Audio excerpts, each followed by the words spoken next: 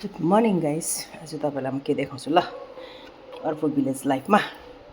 म चाहिँ अहिले बजारमा छु अनि मेरो बुहारी भाइले चाहिँ बस्तीबाट के पठाएछ, मकै। सब अर्ग्यानिक है, यो चाहिँ अर्ग्यानिक भिलेज लाइफमा चाहिँ खालि अर्ग्यानिक मात्रै आउँछ है साथी हो।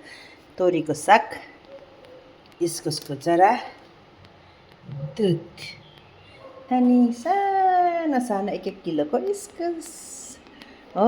अन्त अर्को चाहिँ के छ भने अर्ग्यानिक कुच्चो। हेर्नुहोस् न यहाँ जुगाड कतिसम्म हो। बजारमा त यसको पनि कम्ती पर्दैन, बस्तीमा चाहिँ जाँगर चलाएर नि। अब यो चाहिँ हतपत खुस्किँदैन रबरले, बोतलले छिपेर।